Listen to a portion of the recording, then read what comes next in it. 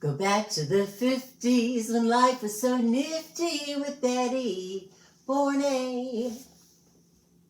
Hello, darlings. It's Bettie Bornay again with Everything 1950s. And have I got an exciting show for you. Today we're going to learn all about 1950s vintage jewelry. Now look at me.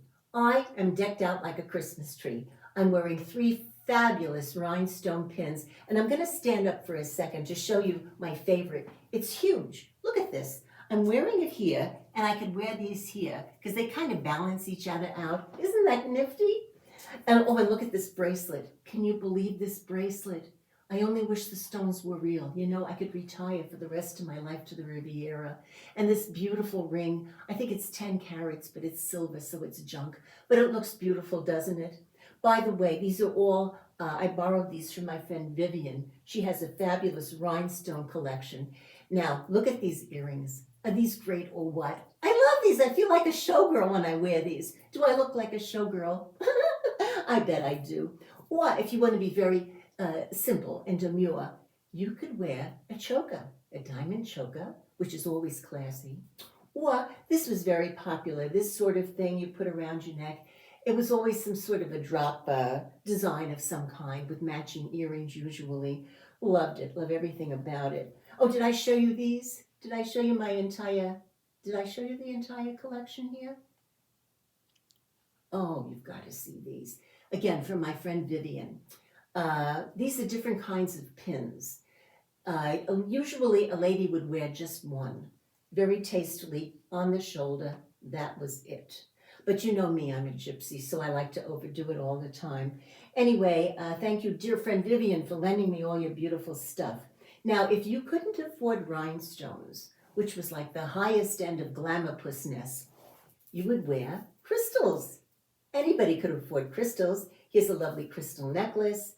You could get a matching bracelet, matching earrings, and you could also get these in various tints like pink or pale blue or something. Very, very glamour-puss. So anyway, let me push these aside because these are the most glamorous things. Now I'm going to work my way down to the junk, okay?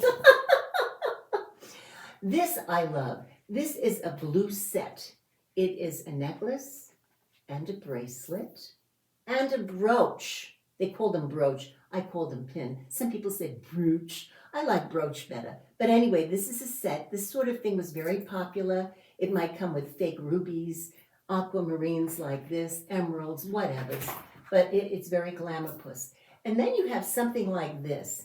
Now this is a lovely pin. I personally love purple. Here are the earrings and the pin. Isn't that pretty? I just think that's so lovely. You always got beautiful sets like this. This is one of my favorites, my absolute favorites. I love this necklace. It is so 1950s. Look at that. It has diamonds and fake pearls and all kinds of junk on it. I love it. And this doesn't go with it, but I put it with it anyway. This is a beautiful vintage pin with fake pearls. Actually, it's silver, but I let the patina get kind of yucky so it looks like it's gold. Love this set. Now, if you really wanted to be classy, you would wear pearls. These are graduated pearls. And why do they call them graduated? It's because they start from small, and in the center, you get the largest one.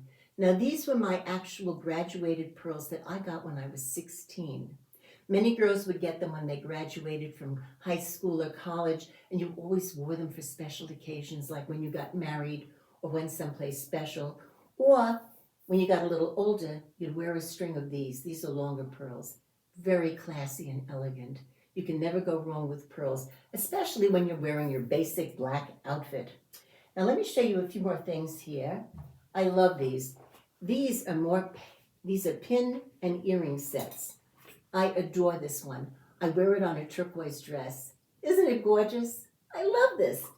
And here, let me take out a black background to make it stand out a little better. I love this one. I wear this one on Valentine's Day all the time because it's got red. That's not a real ruby, by the way. If it were, it would be worth a fortune. This one is green. I wear this on a beautiful green dress that I own, and it's silver. These things were not very expensive, but they are very, very vintage and classy. I also love this one because I love turquoise. And this is one of my favorites. Now this is different. If you look at the back of this, you see these two prongs. You could stab someone if you wanted. They're mugging you. But what you do is you would put it over whatever and you'd clip it. It was a clip. Or you could stick these fangs through your material and it would hold it on very well. So this is one of my absolute favorite pieces. Let's move to earrings, shall we?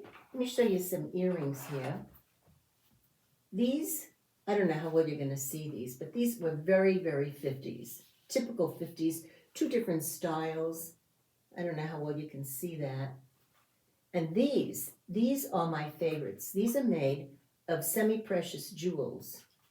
They're gemstones. I love these. They clip on. By the way, that's important. They clip on.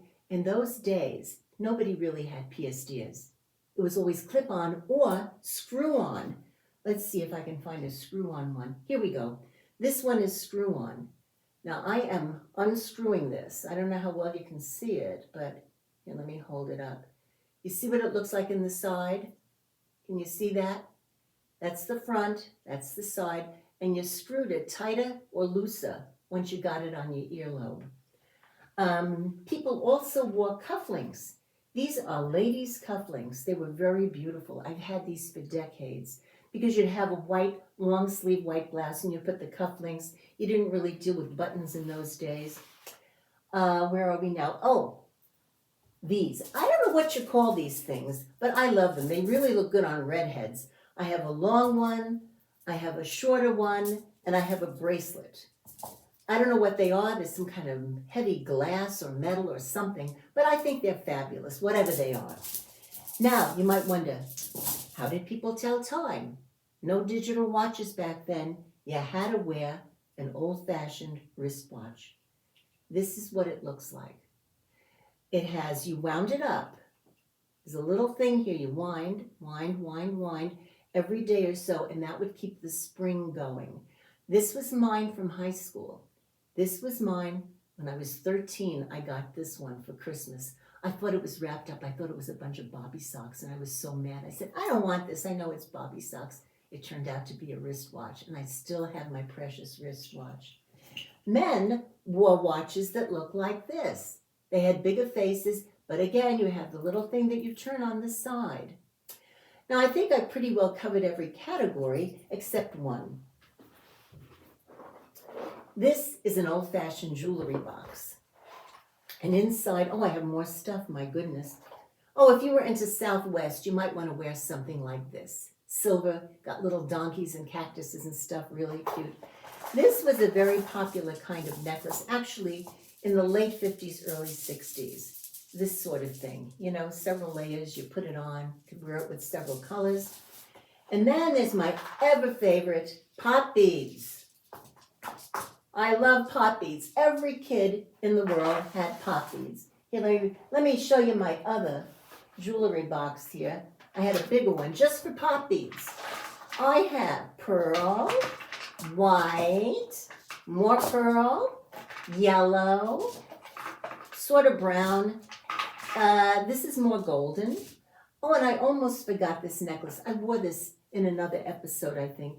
They also had necklaces like this. This is plastic junk, but I think it looks so neat.